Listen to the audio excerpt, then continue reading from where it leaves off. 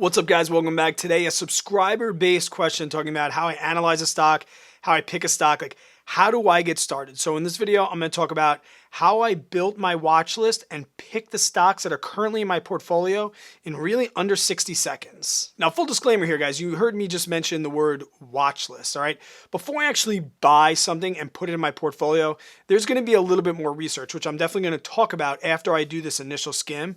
But guys, this is just surface level research that you can do literally in under a minute, which is going to add things to your watch list and at least get you started. Because I know a lot of people that I talk to are just like, Fred, like, how do I even like pick one? Like, how do I even start to know which stocks to do research on? And that's kind of the things that I want to talk about. How can we build that watch list and find some things that we can then do a deeper analysis of before we actually purchase them and they become a part of our portfolio? So the first thing I really do is I look at the companies and the things that I use on a daily basis that I know about. And this goes with a cliche comment you might have heard, like before you buy a stock, you should know a pretty good amount of information about that company. Like if you own a company in your stock and you sit down with your buddy and they say to you like, oh, tell me about Home Depot. You should be able to tell them generally what Home Depot does. Like what is their business structure? How do they make money and things like that, right? So that's the first avenue that I went down. Let's look at the companies that I know a lot about and also the ones that I'm using in my everyday life. And we can see that in some of the stocks that I have currently in my portfolio. Wells Fargo is my mortgage broker. I know exactly how they work. National Grid is my utility. I am a Budweiser drinker. Waste Management, I use them for my dumpsters. I hit Starbucks like every single day. I clean my baby's hair with Johnson & Johnson. My baby watches Disney all day long. I love Pepsi. I use Verizon for my phone and my Wi-Fi. Things like this, guys. These are companies that I use on a regular basis. So those were the first ones. I walked around my house and said, oh my God, look at how many things I have from Kimberly-Clark in my house. Oh my God, look how many times I go to Home Depot, I go to Lowe's every single month. How many times do I have to pay Wells Fargo? So that's my first initial list, and then I can move forward from there. So the next thing I'm looking at is, because this is a dividend portfolio, I wanted to pay a dividend. If you don't know what a dividend is, it's essentially a thank you card from a company saying thank you for being a shareholder. It takes all of its profits and it splits it up and gives each and every shareholder just a little bit of money that you take as income. It's called a dividend. Now, this is a little different than a growth portfolio, and that's a completely different topic for a completely different day. But in this dividend portfolio, I want it to be paying a dividend to me either monthly, quarterly, semi-annually, whatever, but it's going to be paying me to be a shareholder. And I think there's some misconceptions around like dividend yield. Not many people know that the dividend yield and the percentage of the dividend, it changes often depending on the share price. And it's not attached solely to the share price of that particular stock. It's usually set and then it pays it for the year. And it doesn't matter if the stock goes up or down. So we don't really have to worry about the volatility there. But just remember, guys, a high dividend yield, a high percentage of a dividend does not mean it's a good thing. Things get a little sketchy with companies. It gets a little bit dangerous. For me, my comfort zone is like maybe 7.5%. Once a dividend yield goes over 7.5%, I'm probably going to steer away from it. The same holds true for companies like under 2%.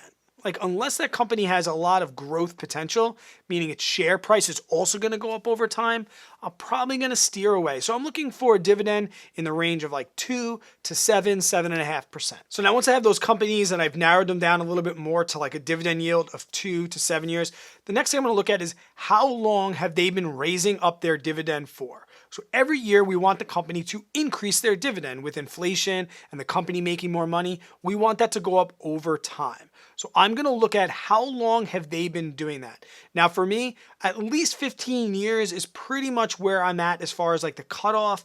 If they're a newer company, like Starbucks, they haven't reached the amount of time to be able to do that yet. I'm probably going to steer away under 15 years.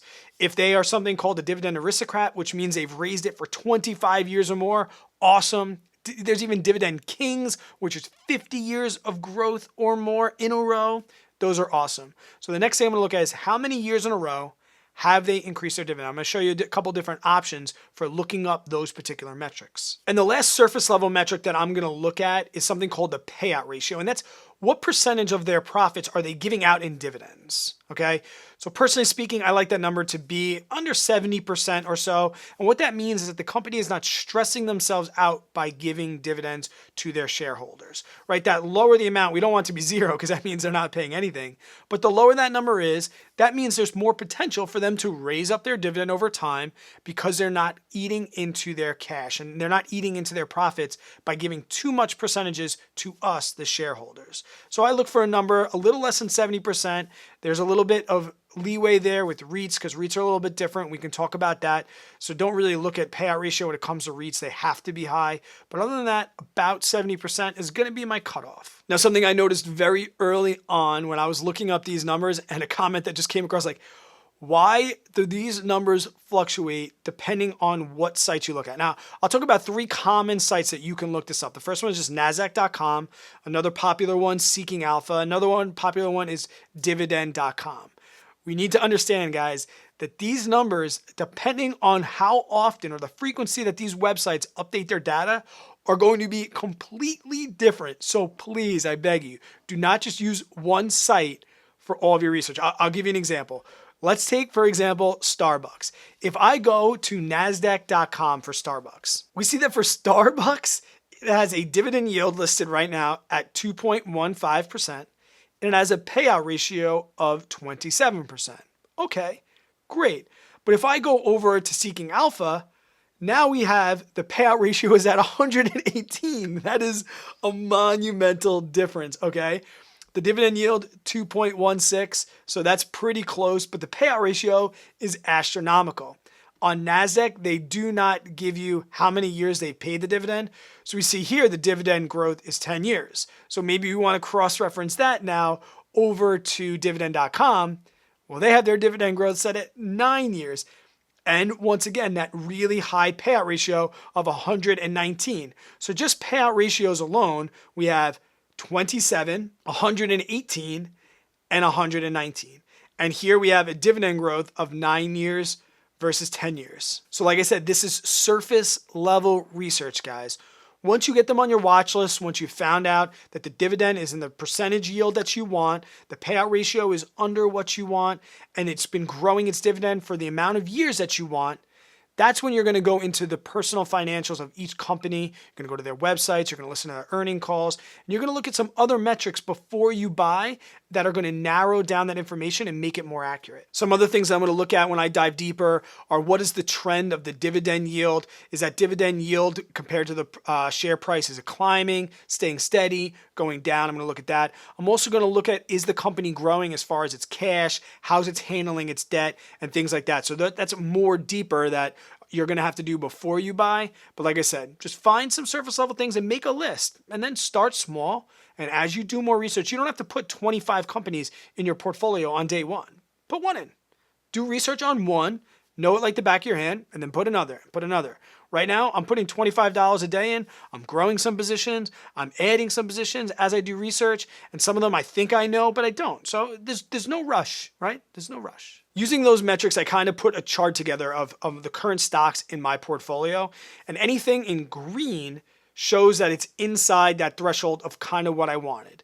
So this isn't a deal breaker, guys. Like I said, it's just a framework of how I decide. Now, some of these stocks are green across the board, which is awesome. So we see Aflac in between that 2 and 7, a pretty good payout ratio of 25.81. It's grown its dividend for 37 years. It has a PE ratio of 8.73, which I want to be pretty much under 21, which is the PE ratio of the S&P 500 right now. So we see there's some that are higher than that I still have in my portfolio. They're so low. Disney, who knows? But these are also volatile times. So payout ratio is going to be crazy because earnings aren't as high. It seems like a lot. It's really not. Find some companies that you're confident in, that you could talk about with your friends, and you know somewhat what's going on with their business structure. I thought I knew Pepsi until I did a deeper dive, and I realized that they own Doritos, Lay's, hummus companies, Cheetos, Life Cereal, Quaker Oats. Like, I was blown away. So it's actually kind of fun when you learn more about the companies and just go from there. Start small. This doesn't have to have, you're not going to be a millionaire dividend portfolio overnight. It's okay, just get started. Here's a look at the most recent purchases I made into my portfolio and a look at my most recent net worth, guys. Until I see you on the next one, stay positive, work really, really hard. Always be kind to other people. I hope you have yourself an amazing day and an even better tomorrow.